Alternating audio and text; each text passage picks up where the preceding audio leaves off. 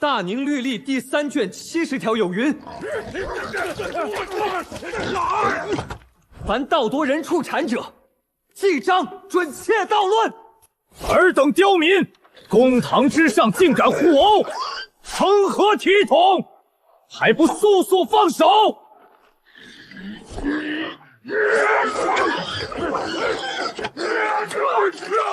青天大老爷呀，这猪就是俺从小养大的，屁股上还有个胎记。胡说！这是俺家配种的猪，你个杀千刀的偷猪贼！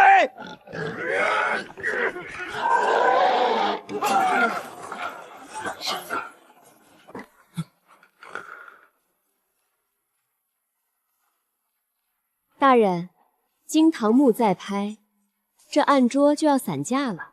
咱们县衙的账面上可匀不出3两银子买新桌子。夫人来公堂作审，后院夫人不得干政。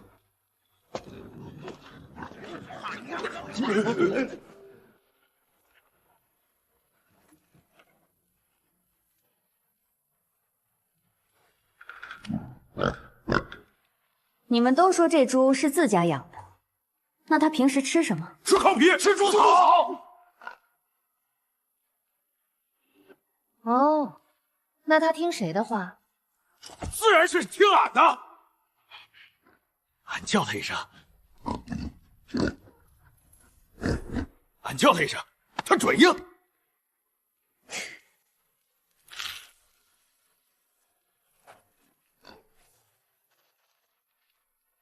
叫吧，谁家养的，谁叫一声，他吃完饼，自然跟着谁回家。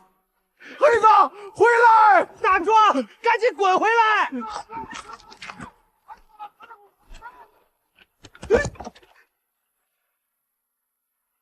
哎呀，俺昨晚跑丢的猪咋搁这儿了？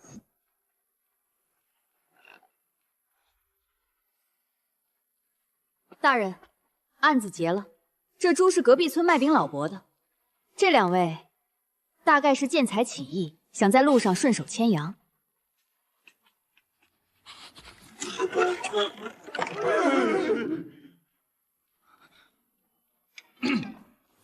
退堂！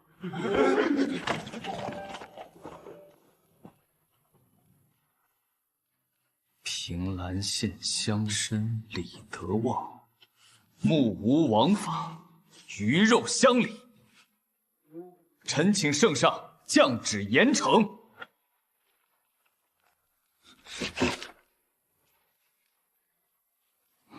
大人，弹劾的折子递到京城，快马加鞭，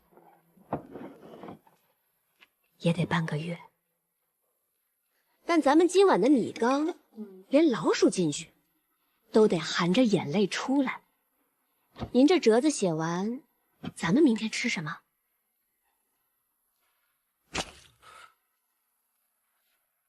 岂有此理！本官昨日不过是一律训斥了那李德旺几句，让他把多占的良田退还百姓，他竟敢联合全城的商贩抵制县衙。今日一早，衙役集体告病，厨子跑了，连门口卖菜的大娘看到本官都绕道走。这大明朝的天下，到底是皇上的，还是他李家的？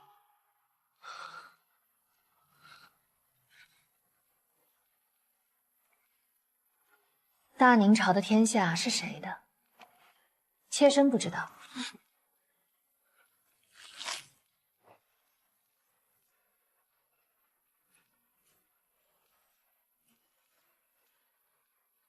妾身只知道，大人要是再饿着肚子动怒，明儿个平兰县就要换第4任县令了。前3任怎么走的？大人忘了？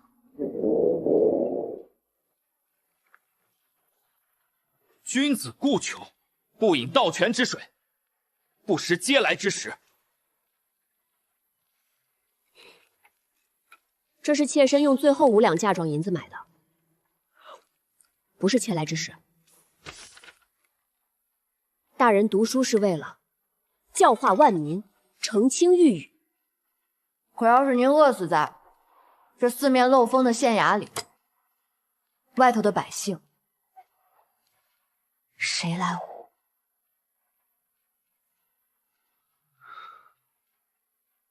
这叫出师未捷身先死，蠢死的。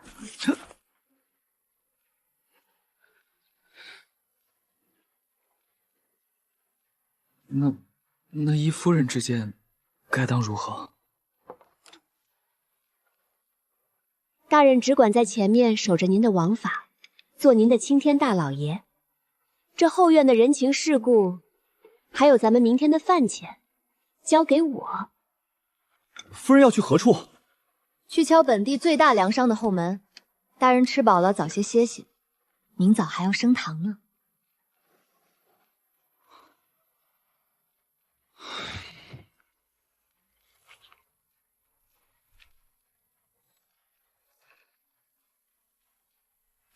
嬷嬷辛苦，劳烦通报钱夫人一声，就说新任县令家办柳氏，特来请教苏绣的披丝针法。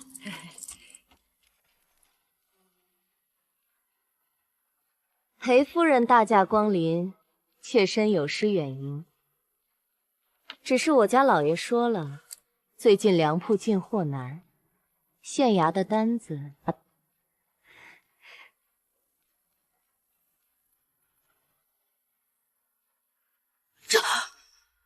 这可是双面三义绣。我的老天爷！来平兰县之前，我就听说钱夫人是江南水乡出的绣中西施。今日一见，这针脚，这配色，宫里的绣娘看了都得羞得头颈。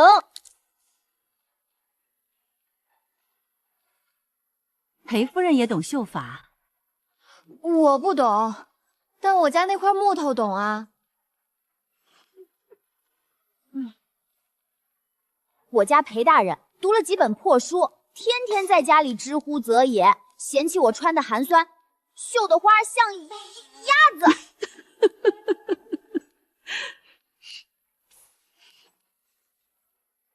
我这不就是咽不下这口气，特来向您讨教2招，回去好堵上他那张碎嘴。哎呀，男人都是一个德行。我家那个老东西，仗着赚了几个臭钱，天天往家里抬小妾，还嫌我人老珠黄。他也不想想，当年要不是我娘家没给我有情人，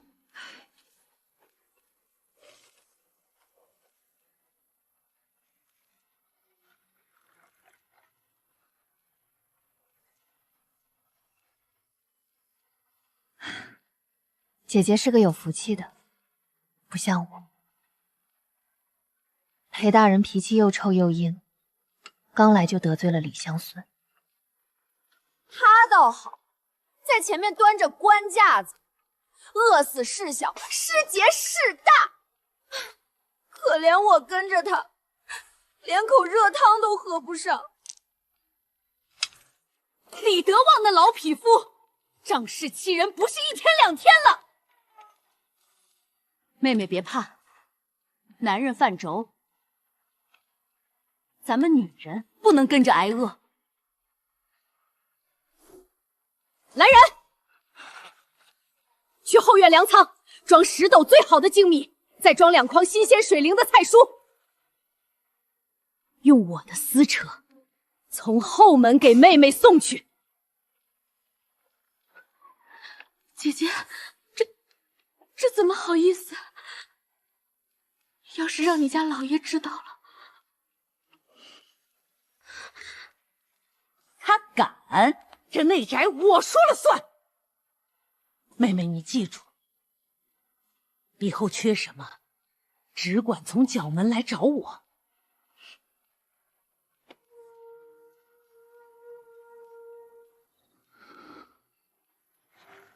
只要找到钱家偷税漏税的证据，本官就能一律拿他，逼他开仓。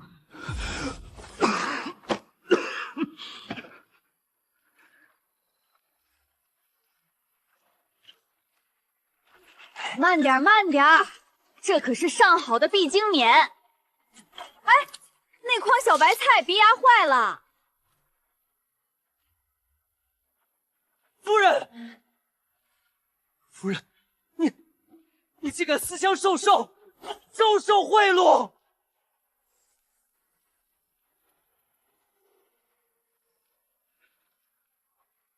本官一世清明，全毁在你手里了。你让我明日如何面对满城百姓？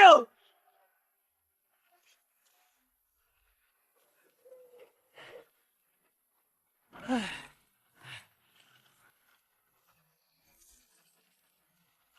贿赂，顺便搭了一张平兰县豪绅关系图。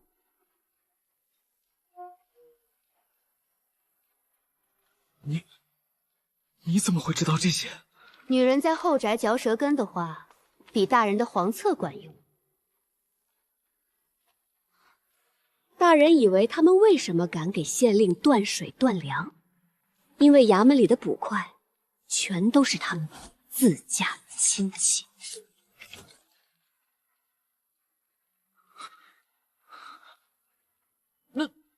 那也不该拿人家的米，此乃不义之财。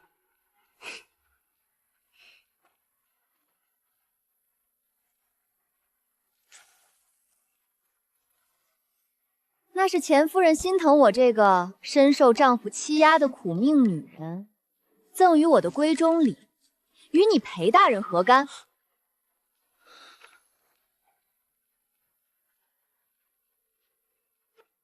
大人有空在这里跟我论君子之道，不如先看看这个。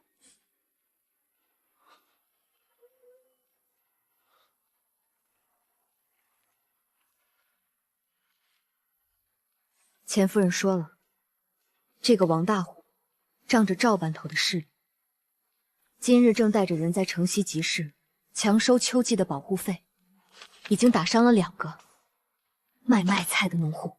赵班头装病不管，大人，您的王法现在打算去管管吗？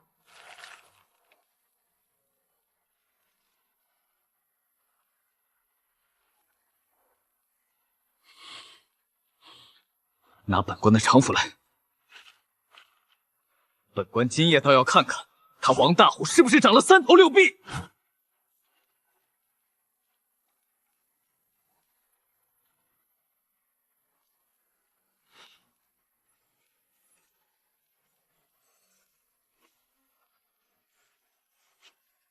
生火，先蒸3碗大白米饭。平兰县的规矩，就是我王大虎的规矩。交不出秋税，就拿你家的摊子抵。住手！光天化日强抢民财，大宁律例在你眼中究竟是何物？哟，哪儿来的酸秀才？搁这儿给老子拜书呢？你问问这集市上的街坊，在这平兰县，是他的大宁律规管用，还是老子沙伯大的拳头管用？本官乃新任平览县令裴正，你等若敢动粗，便是殴打朝廷命官，罪加一等。县令，裴大人，我表哥赵班头今儿个可是重病在床呢。你个光杆司令，跑到我的地盘上，充什么大尾巴狼？今晚就是打折你一条腿，抱上去。也是你夜路不慎摔的。虎哥不好了，你家里出事儿了，老太太发了好大的火，正拿着拐杖要敲断大嫂的腿呢，说让你赶紧滚回去。我的败家娘们儿又干啥了？走，赶紧回家！站住！本官今日非拿你归案不可。娘，怎么了？是不是那娘们又气你了？好闺女啊，我这双老寒腿疼了10几年了，也就是你能下这么重的手给她揉热乎喽。那个不孝的娼妇，天天只知道嗑瓜子儿，哪管我死活！干娘，快别生气了，气坏了身子，可是咱们自己的。大哥在外头拼死拼活的赚钱养家，嫂子不懂事儿也是有的。以后呀，女儿天天来给您按腿，保准您冬天能下地走路。干娘，女儿，你哪位啊？我娘什么时候多出个干女儿？大哥回来了，我是柳氏，今日特来看望干娘。大虎，你吼什么吼？我告诉你，亲娘今天不仅治了我的腿，还给我送来了上好的猪肉和补药。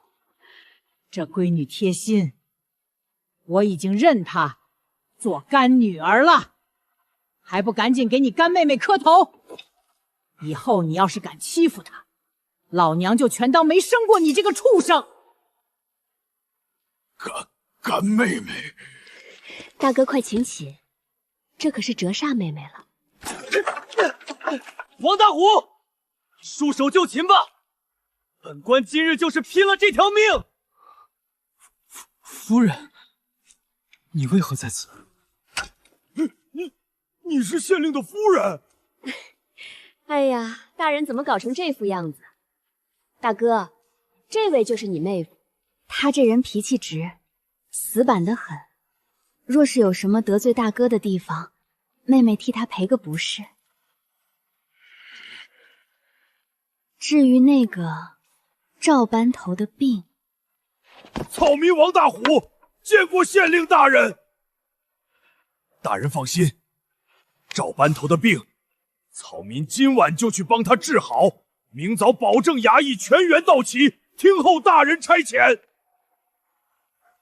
夫人，此等拉帮结派、认干亲的手段，终究是不够光明正大。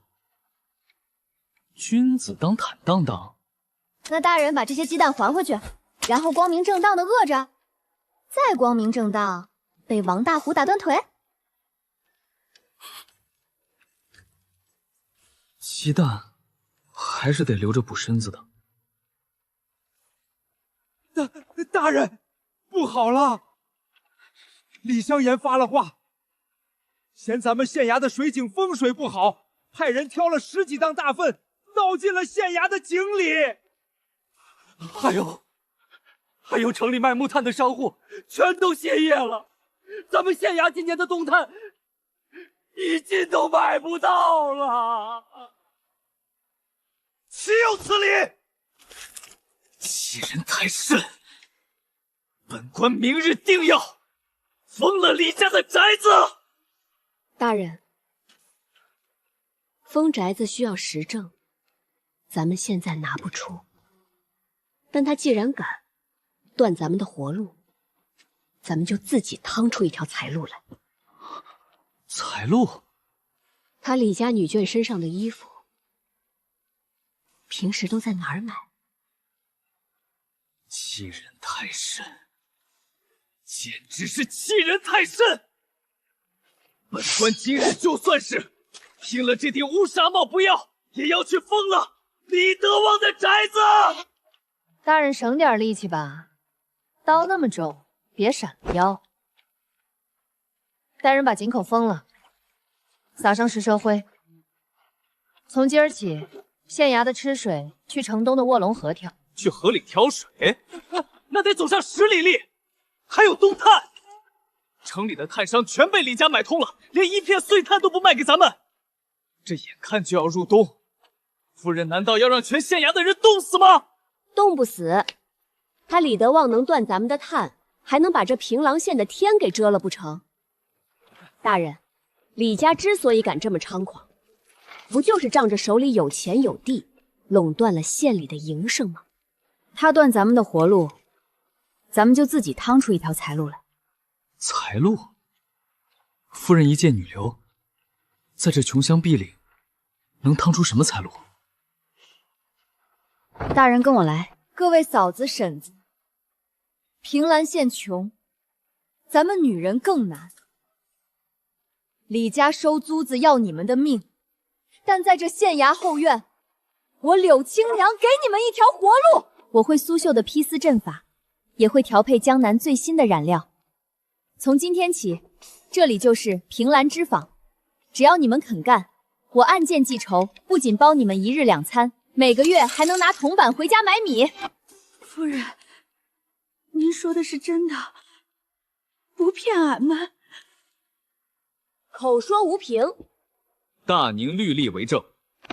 大人，愣着干什么？给婶子们普法呀！那什么，大宁律例有源，凡雇佣劳作，须立字为据。本官已亲自为织坊拟定了平兰织坊劳契，契约规定，凡织坊女工每日劳作不得超过5个时辰，按件结算，绝不拖欠。若有违约，本官亲自升堂审理。夫人，商贾之事虽属末流，但夫人此举却为保境和民之善政。只是这织出来的布卖给谁？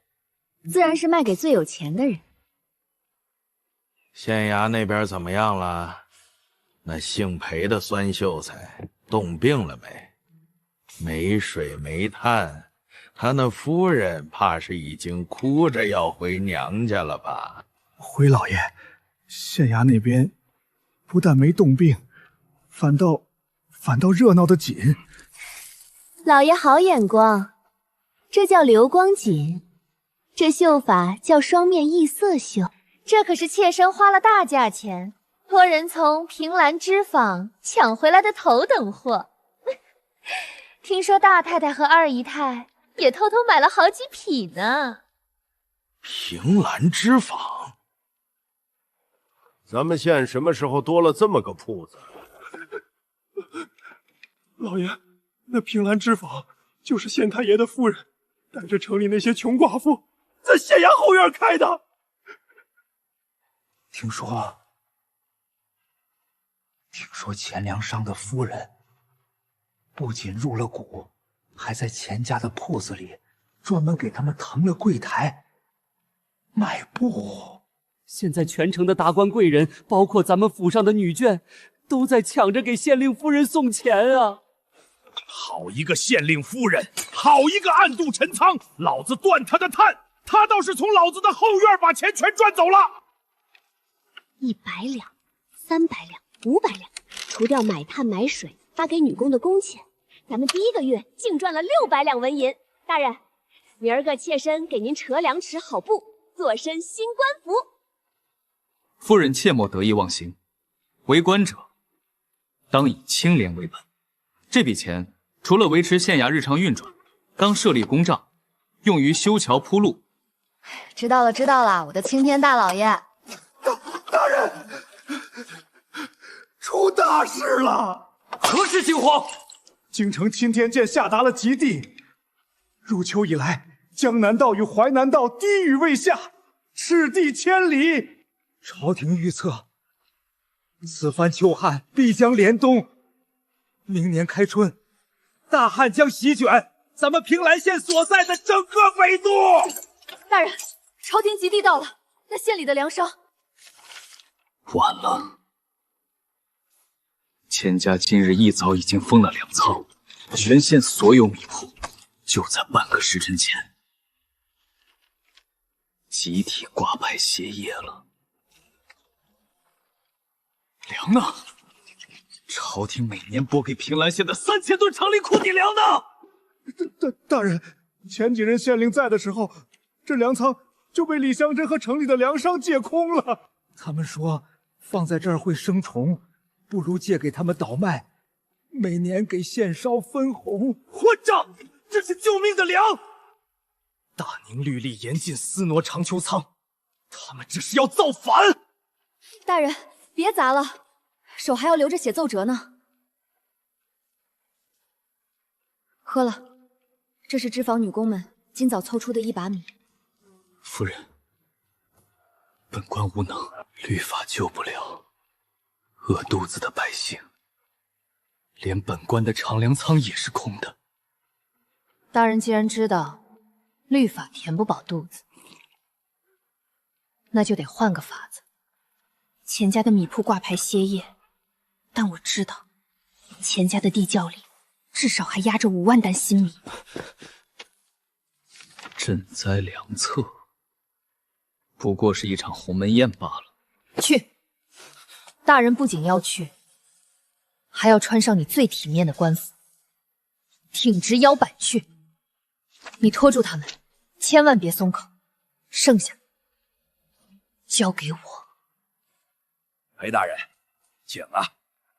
这灾年不易，我们几个老头子也是想替县衙分忧。是啊，大人，如今外头乱得很，这粮价嘛，自然也得按规矩活动。我们商量了一下，只要大人在这份平价调令上盖上县衙的大印，我们立刻开仓放粮，绝不含糊。3000文，平日里斗米不过几10文，你们这是翻了100倍！这哪里是平价调令，这分明是催命符！大宁律例明文规定，遇灾荒之年，粮商敢抬高粮价30%者，杖80，翻倍者流放。尔等是想掉脑袋吗？裴大人，律法是皇上定的，但这平兰县的规矩是我们定的。今天这印，你盖也得盖，不盖也得盖。左右这兵荒马乱的，县太爷为了护粮被流民打死，也是一桩佳话，不是？尔等乱臣贼子，本官宁死也绝不盖这敲骨吸髓的印！姐姐，妹妹，你怎么来了？那个杀千刀的老钱不仅抢了我的对牌钥匙，还把我关在这里，说我胳膊肘往外拐，不许我再接近你。姐姐别哭了，现在不是哭的时候。老钱今天联合李德旺，要逼我家大人签天价粮期。姐姐，你可知囤积居奇，逼死灾民？一旦朝廷赈灾的钦差到了，这是满门抄斩的死罪。他们这是在带着钱家往鬼门关闯啊！那怎么办？我劝过他了，他不听啊。他说李香山在京城有大靠山。李德旺的靠山保的是李家，可不是你钱家。姐姐，你想想你那2个还没成家的儿子，想让他们给老钱陪葬吗？现在能救钱家的只有你。我一个妇道人家，你是钱家的大娘子，这内宅的账目一直是你管的。你告诉我，老钱为了逃税，这几年做假账的阴阳账册到底藏在哪儿？只要拿到它，就能逼老钱悬崖勒马，开仓放粮，还能在县衙这里记上一笔大功。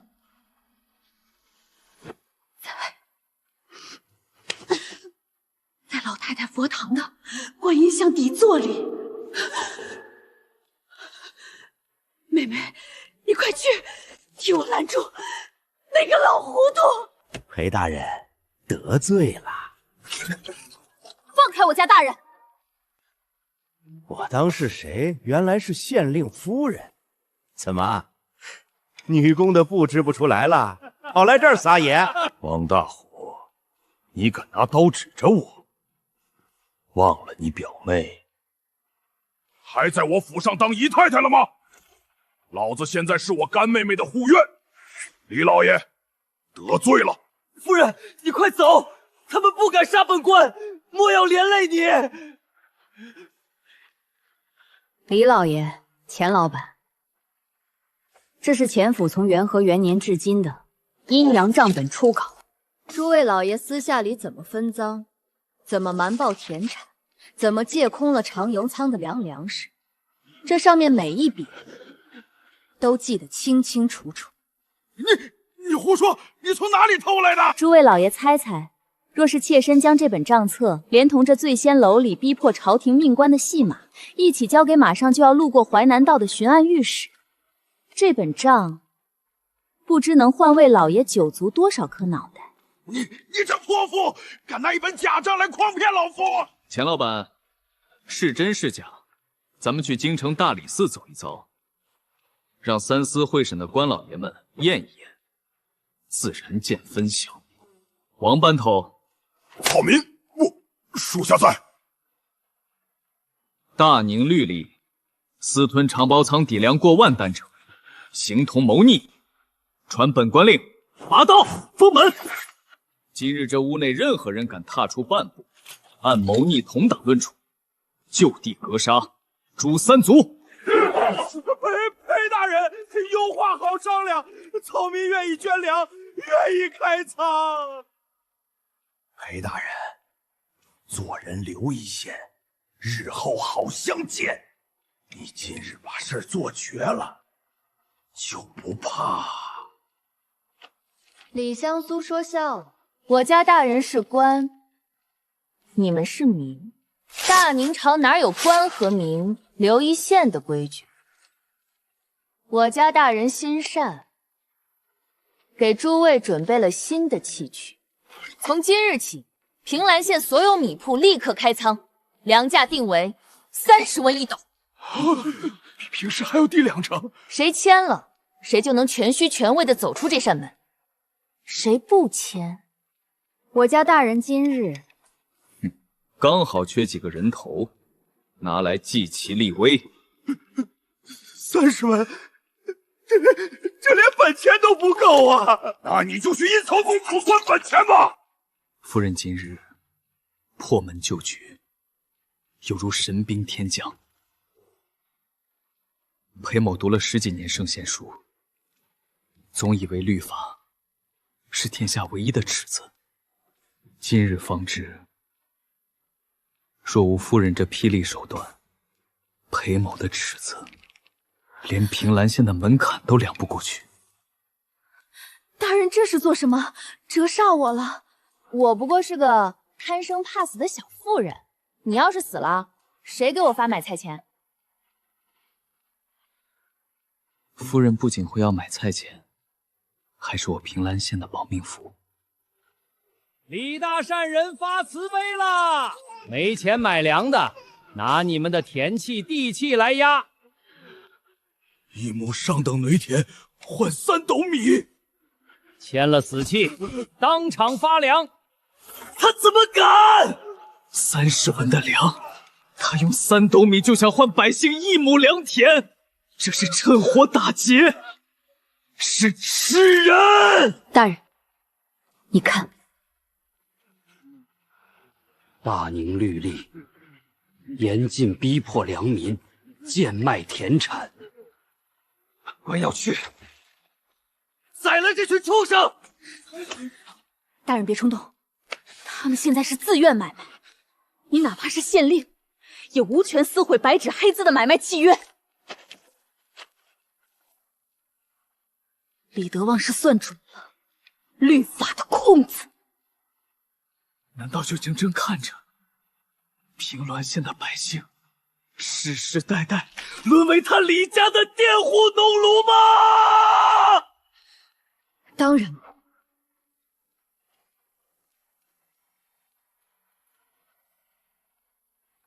大人，你还记不记得你上任第1天审的那个案子？第1天，蒸猪案。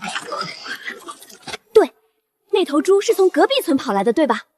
可我这几个月查阅县衙的图册，平兰县往西走，全是深山老林，哪来的隔壁村？你是说，尹田、桃户，李家能兼并这么多土地，这账面上绝对抹不平。既然明面上的契约抓不到他的把柄，咱们就去端了他藏在深山里的老底。找到了，这本地图是前朝留下的。大明朝建国后，李家声称这里地势显赫，无法开垦，便以极低的价格买下，作为祖坟山。但你看这张前朝的旧图，这乱石岗背后分明有一条活水暗河。那头跑丢的猪，就是顺着暗河边上的小路跑出来的。李德旺瞒天过海，把这块风水宝地藏了10几年，湮灭良田，饲养黑户，这是挖大明朝的根基。王大虎，属下在。点齐县衙所有带刀捕快，带上火把和绳索，随本官去刨了李家的祖坟山。大人，大人且慢。单凭尹田，按大宁律，顶多罚没家产，流放3000里。李德旺在京城有靠山，只要他不死，在流放路上他就能买通关节，东山再起。到时候死的就是我们。夫人的意思是，要让他死，就得拿到他必死的铁证。李德旺这几年掏空长粮筐，行贿上一任县令的亲笔书信，一定就藏在他的内宅里。大人去带人抄他的底，我去抄他的家。不可！李府戒备森严，你只身前往太危险了。谁说我是一个人？我可是带了千军万马。夫人，保重。夫人，李家的私人禁地，找死吗？找你爷爷的死！本官乃平兰县令裴正，奉王法，查抄尹田。胆敢反抗者，就地正法。大太太，不好了！县衙那位裴夫人带着几十个粗使妇人，说是来给您送布料，已经强行闯进二门了。裴夫人，你这是要做什么？强闯民宅可是重罪。大太太别急着扣帽子，我是来救你命的。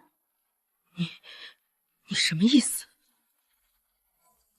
你家老爷在外面趁火打劫，大肆兼并百姓土地，甚至在城西藏了1000亩尹田。这事儿大太太不会不知道吧？那是老爷的产业，与我何干？与你何干？半个时辰前，裴大人已经带着整个县衙的捕快去封了那片尹田。隐匿逃户是诛九族的死罪。李德旺眼看事情败露，已经准备卷铺盖跑路了。不过他带的不是你，而是这位娇滴滴的七姨太，以及你那份丰厚的嫁妆。你胡说！大太太若是不信，大可去老爷的书房看看，他的案阁里除了金票，肯定还有这几年行贿上一任县令私通京城权贵的书信。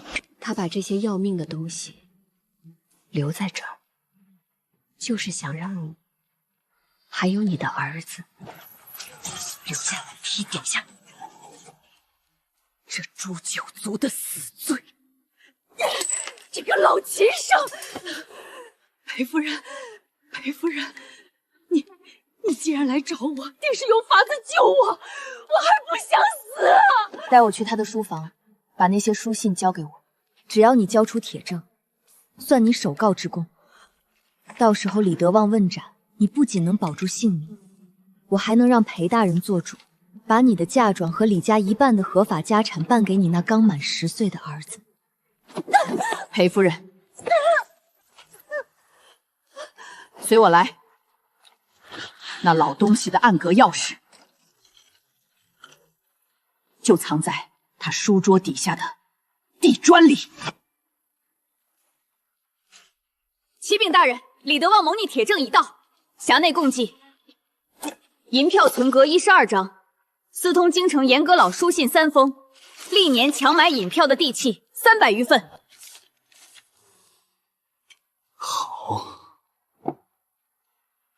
好一个李德万！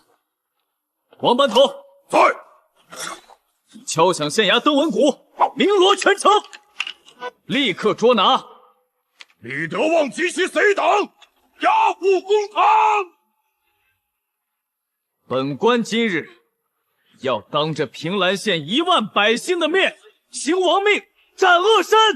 乡亲们，你裴正那狗官私吞赈灾粮，还要污蔑我李大山人，给我冲进去，陈州复原梗了，杀狗官，抢粮食！红军，给我顶住！大人，顶不住了，他们人太多了。本官乃大宁朝廷命官，死守公堂，绝不退半步。王班头，发动！今日殉职者，本官必上奏朝廷，抚恤尔等妻儿。我拼了！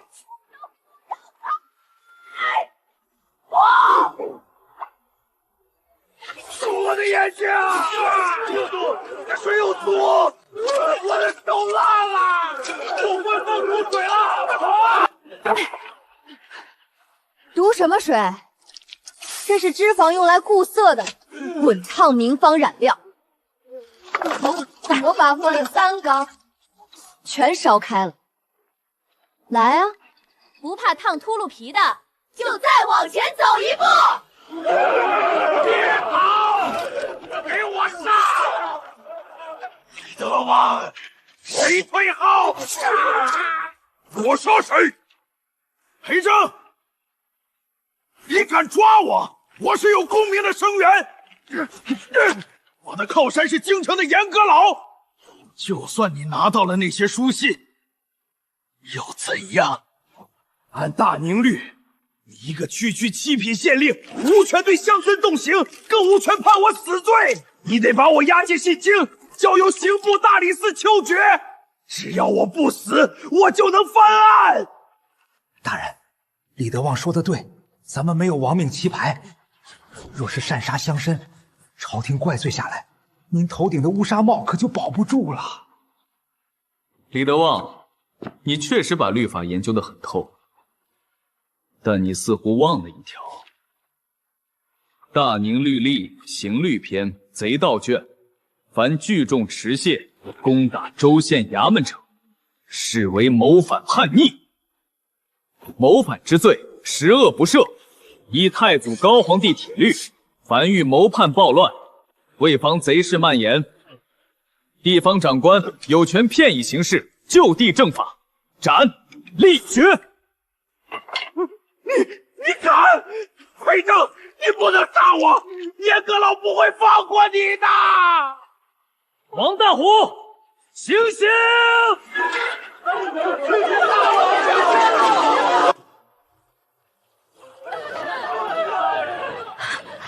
夫人，本官今日这王法用的可还利索？利索。我家大人是天下最厉害的青天。大人，看什么呢？赶紧上车！京城物价贵，咱们还得早点赶路，去租个便宜点的院子。夫人，此去京城，天子脚下权贵如云，严阁老权倾朝野，定会因为李德旺的事找咱们的麻烦。前面恐怕是真正的刀山火海。怕什么？大人只管在朝堂上做你的孤臣直臣。那京城后院的贵妇圈，还有咱们一家老小的饭碗，交给我。就这么个连棵树都没有的破院子， 1个月竟要20两纹银的租金，在平兰县，20两，20两都能买个带池塘的3进大宅了。夫人，莫要抱怨了。甜水巷虽偏，但离督察院只隔了2条街，方便本官当值。今日是本官去督察司点卯的第1天。听说朝中严党权倾朝野，排斥异己。本官身为御史，定要迎难而上，做这朝堂上的一股清流。一股清流。清流大人，先把面吃了。记住，你现在是个没背景的京官，到了衙门，多看少说，别第1天就把人得罪光了。大人，这是怎么了？堂堂御史，跟人在大街上抢烧饼打架了。简直是侮辱斯文！岂有此理！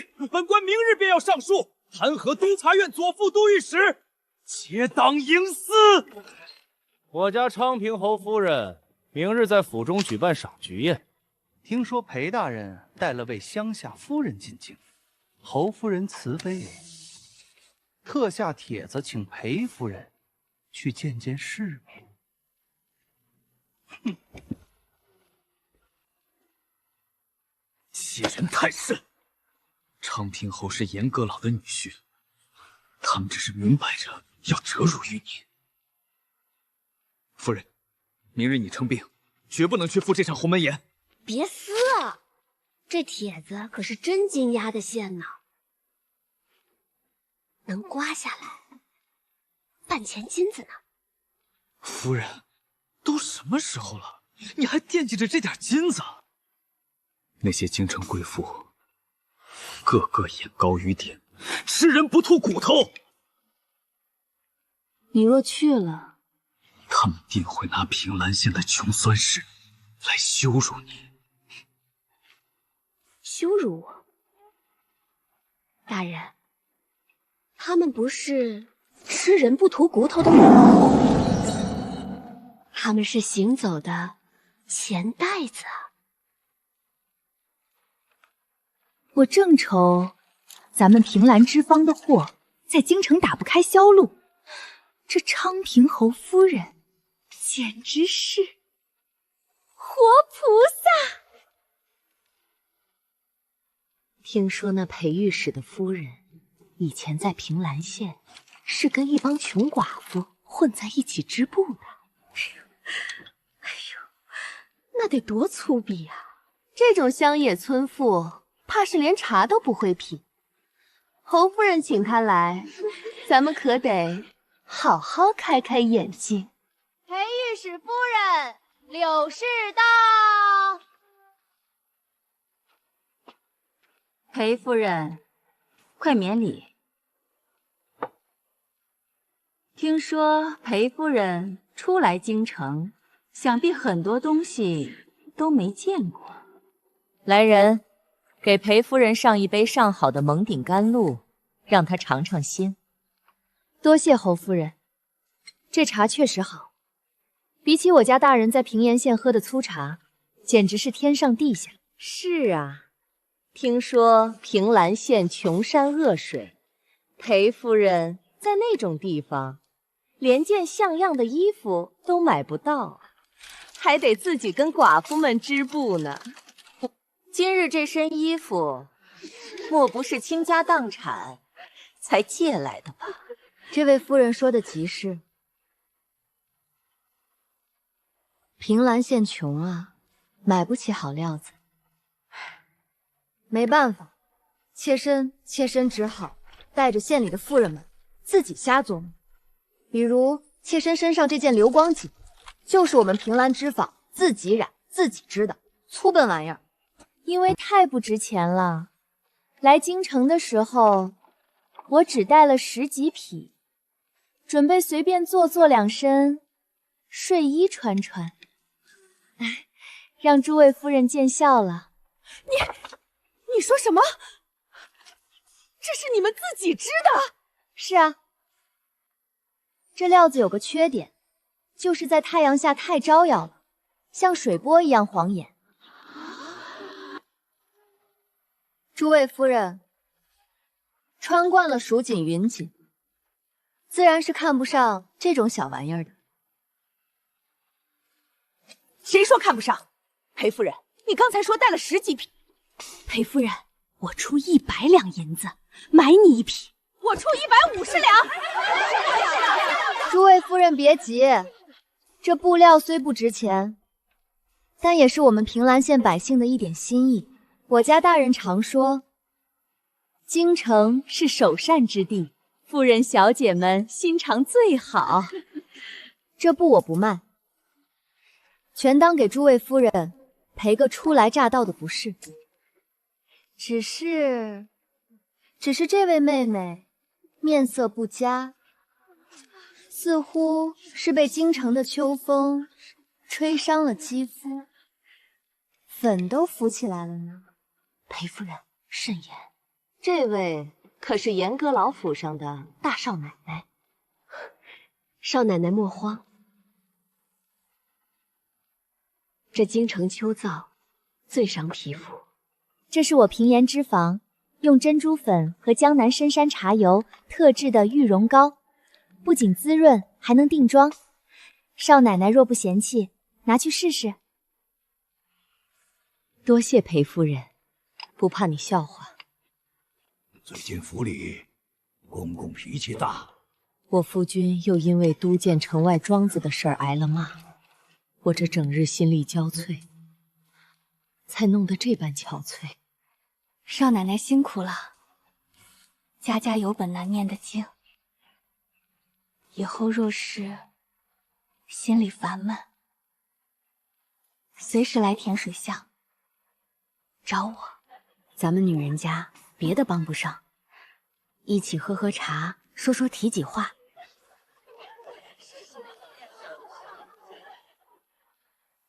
总好过自己憋着。夫人，你没事吧？他们可有刁难你？大人，刁难？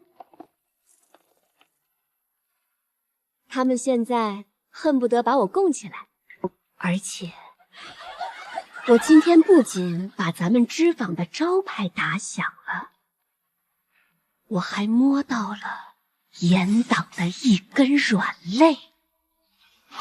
什么软肋？严阁老在城外督建月制的庄子逾制了，他那大儿媳亲口说的。臣有本奏，臣弹劾新任监察御史裴正，此人在平兰县任上骄横跋扈，未经三司会审，擅杀地方乡绅李德旺，形同草菅人命，更私吞长粮仓赈灾粮，中饱私囊，求陛下将其下诏狱，严加审问。一派胡言！李德万勾结流寇，火烧县衙，意图谋反。微臣依大宁律例，宪变刑事之权，将其就地正法，乃是保境安民。至于常培正，微臣到任时早已被李德旺等人搬空，何来私吞之说？裴大人好一张利嘴！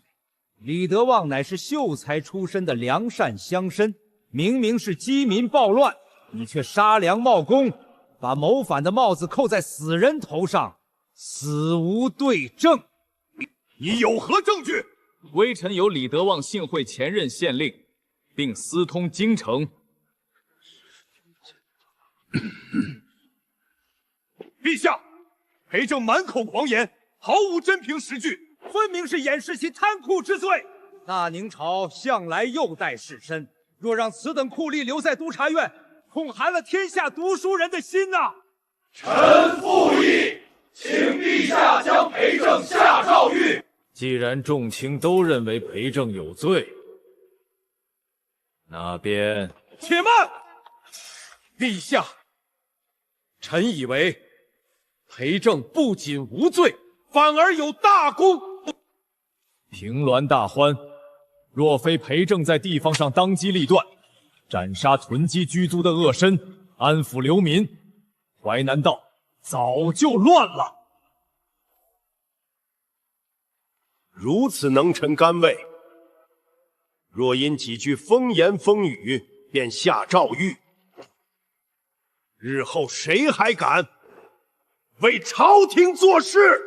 张大人所言极是，臣附议。李德旺之死，事出有因。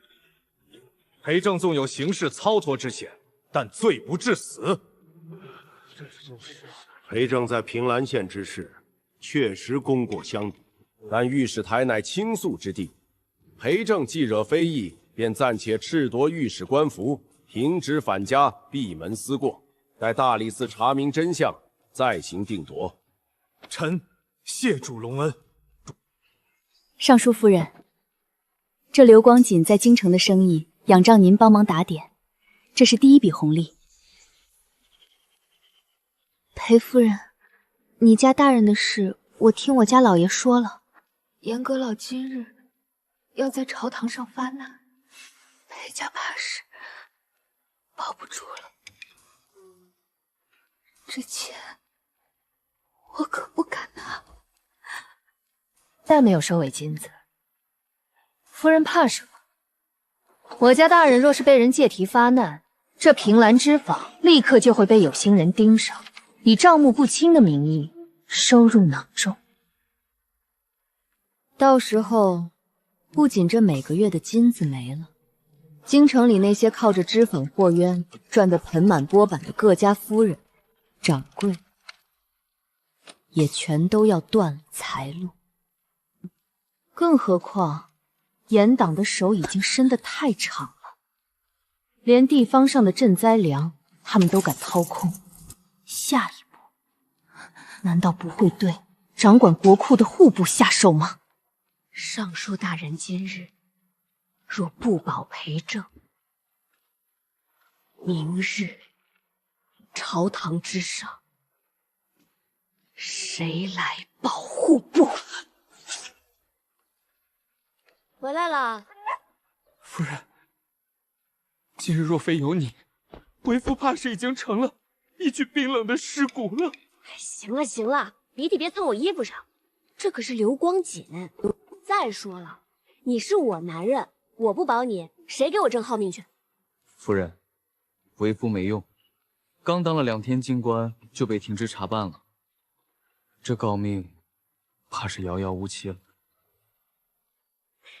停职好啊，大人既然闲着，先把这院子里的落叶扫了，然后把屋顶那几个漏水的瓦片补上，请泥瓦匠还要花钱呢。什么？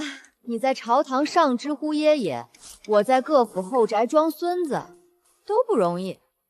现在咱们在明面上输了一局，那接下来就该咱们在异地里挖他们的祖坟了。夫人的意思是，严阁老部不是想用李德旺的案子弄死你吗？那咱们就用他儿媳妇给的线索弄死。大人，停职这几天，你换上便装，去城外10里的翠蔚山走一趟。严家正在那里督建一座庄园。一座庄园而已，能有多大罪过？如果那不仅是一座庄园呢？昨天我和严大少奶奶喝茶，她抱怨说，她夫君最近天天往翠蔚山运送金丝楠木和太湖石。大人，你熟读大宁律例，按制，除了皇家宫苑，谁敢用整根的金丝楠木做大梁？那是逾越规制，是僭越，这可是等同谋反的死罪。所以啊，去把扫帚放下，准备去翠微山当细作吧。这京城的牌局，咱们才刚刚开始呢。谁？这山上哪来的？砍柴的，抓住了！阁下无论，锦衣卫办事。闲杂人等退避。裴夫人，你这东西确实罕见，不过，你冒死入宫求见本宫，就是为了送这块破布？娘娘，这不仅是布，这是李德旺谋逆案的延伸，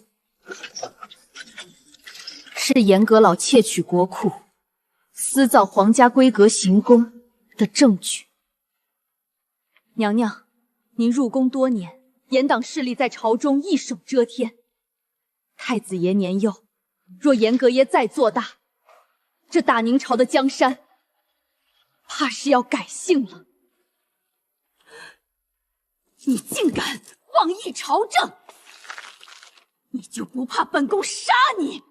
若娘娘要杀，早在听第一句话时就动手了。严大少奶奶今日入宫见您，想必已经告诉了您，严阁老想要送新夫人入宫分您宠爱的事。娘娘，锦上添花易，雪中送炭难。这份证据是您保住后位，也是保住皇室威严的唯一筹码。传谕书房，就说本宫有要事，请皇上移步。陛下，微臣已查实，翠微山庄园32根金丝楠木大梁，28处龙纹雕饰，皆有图证，账册为据。严阁老以都监参没赈灾银20万两，所见行宫规格与皇家愿景无二。君上，翠微山别院已按令看守，已发现异常木料共32根，特殊纹饰28处，另有款项流向账册1套，请君上亲阅。严嵩，你竟敢僭越皇权，私造行宫，贪墨赈灾粮，传朕旨意，严嵩革职查办，严党骨干悉数下狱。哟，裴大人回来了，怎么样？严老头下台了？这次严党彻底完了。夫人，这京城风雨已歇，为夫升了官，俸禄涨了3倍，咱们以后能不能少去后宅，折腾那些惊心动魄的事了？那可不行。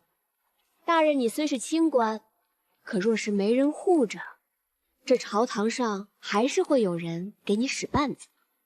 这诰命夫人的位子，我还没坐热呢。好，那夫人就护着为夫一辈子。那大人可得记住了，哪怕位极人臣，这家里买菜的钱还是我说了算。听夫人的。奉天承运，皇帝诏曰：监察御史裴正忠勇果敢，纠察奸佞，劳苦功高，夺其升任督察院右都御史，加封正3品衔，其家柳氏贤良淑德，内助有功，特封3品书人，赏黄金100两，赐御用织锦100匹。夫人，咱们现在算不算大宁朝的权贵了？算吧。以后走在京城大街上，也没人敢随便给咱们使绊子。那你以后是不是不用再去那些侯府后宅装孙子，不用为了给脂肪找销路陪那些贵妇喝茶了？我去做这些，从来不是为了什么权贵，是因为以前在平兰县，咱们没钱买米。后来在京城，咱们没权被人欺负，这诰命夫人是大人挣回来的体面。至于这日子过得精不精细，还是咱们老规矩，我说了算。大人，虽然升官了，但该算的账还是得算。今日宫里赏赐的那100匹织锦，我已经谈好了销路，卖给已经谈好了销路。掌柜承袭的霓裳阁能赚2000两。还有，你明日去督察院当值，早膳我就不给你做了，你自己去街口买个烧饼，别超过2文钱。裴大人，今日裴大人在朝堂上真是威风八面啊！大人，愣着干嘛呢？赶紧进来，明天买菜钱还没定好呢。来了。